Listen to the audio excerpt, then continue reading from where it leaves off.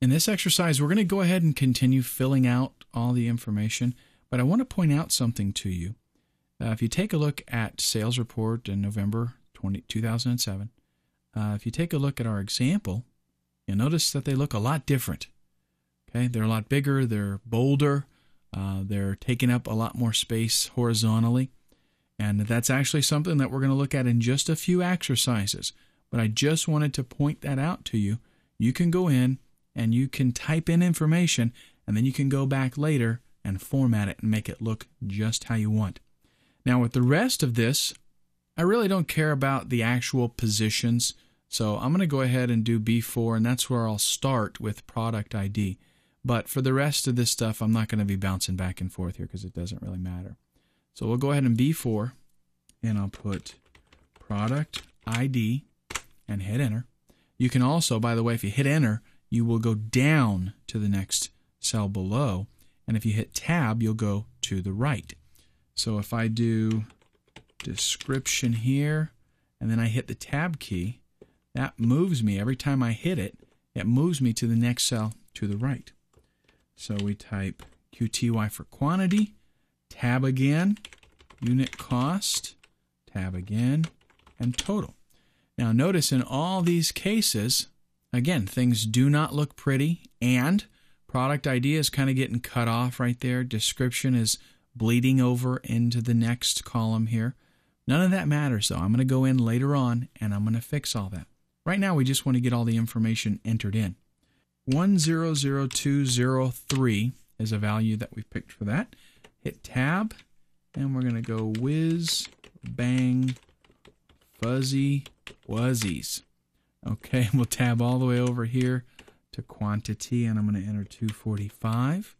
And unit cost, I'm going to put $14.95.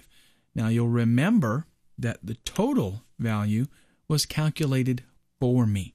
So I'm not going to fool with entering that right now. That's what I want to use Excel for. I want to enter the number of that I sold and then the cost of each one. And I want to have Excel figure out what the total is. I want to have Excel figure out $14.95 times 245. Now, let's go ahead, and incidentally, you can use your arrow keys if you want to also to move around inside of the spreadsheet. Well, let's go ahead and enter our next one, 100204, and this is inflatable USB keyboard. Obviously, these are fake products, right?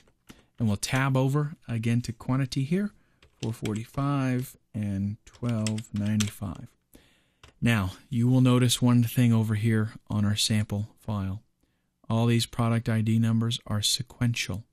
So apparently that's how it's sorted. Now, since we're going to enter sequential numbers, I'm going to show you a shortcut.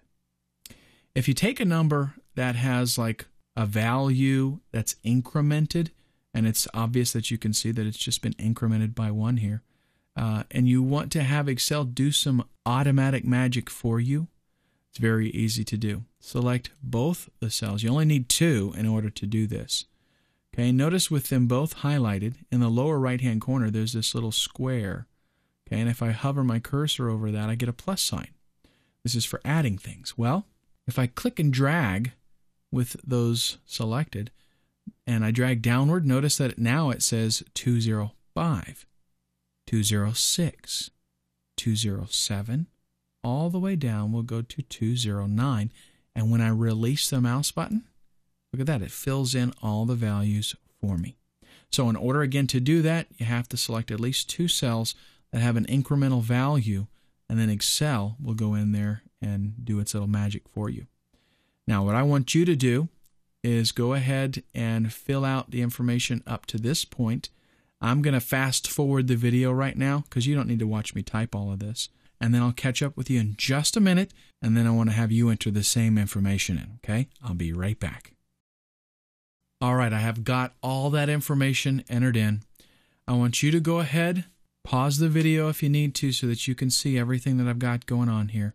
And then when you're done, you need to go up and click the Save button. And that's something that you need to get into the habit of doing periodically. Excel will automatically save things for you every once in a while. but there is a chance that you might have done a lot of work before Excel got a chance to save it, and something could happen. You could have a power outage or get a program error or something and lose that. So try to save periodically.